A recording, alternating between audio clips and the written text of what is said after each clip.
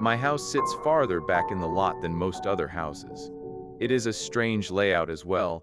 The sidewalk runs the length of the living room and ends at the front porch, which lets into the living room.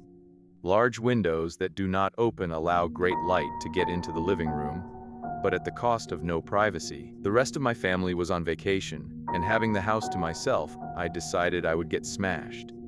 Well, I passed out on the couch in the living room at about 9, when I realized I was too scared to walk back to my room. The couch is right underneath these big windows. I woke up suddenly, not knowing why. I had a severe case of the chills, and I could not figure out why. Then the banging started. It came from right above me. I did not move, but I opened my eyes and looked up at the window. Someone was standing there, pounding on the glass. Without moving, I looked at the cable box. It was around 3 in the morning. The banging continues. Then it stopped suddenly, but I still did not move. Suddenly it commences again, coming from 2 different directions now. Someone is banging on the window, and another person is banging on the front door. They kept doing it, would not go away. Finally, after about 40 minutes, they quit. It was the most terrifying event I can recall at the moment. It made me a nervous wreck after that. I called a friend the next day to see if he would come over and stay for the rest of the week, and his response was, "What the duck for? So that we can both be murdered in our sleep. Thanks a lot, duck you." Story. I had awesome parents who let me sleep in the living room on weekend nights when I was very young because my sister was a light sleeper and I could stay up until dawn.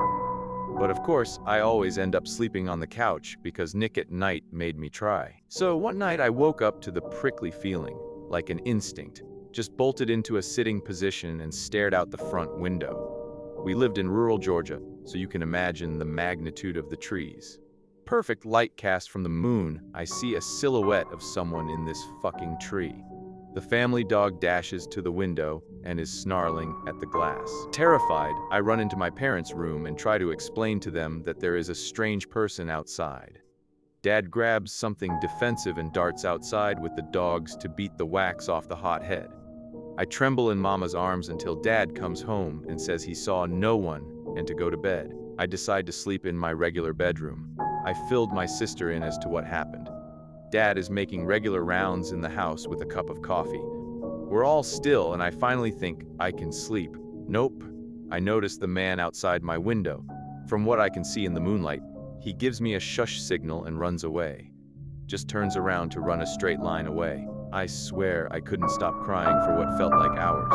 If you made it this far, hit a like and sub for more. I appreciate the support. Tale. A few years ago, I was walking through the woods off the beaten track a bit, and I smelt this really overpowering sweet smell. Being nosy, I pulled back the undergrowth to have a look and found a dead body. The guy had clearly been there a while and wasn't looking great, all swollen and green and black with various runny bits. The local wildlife had also been dining well for a few days. I called the police, who told me to wait with the body until they arrived.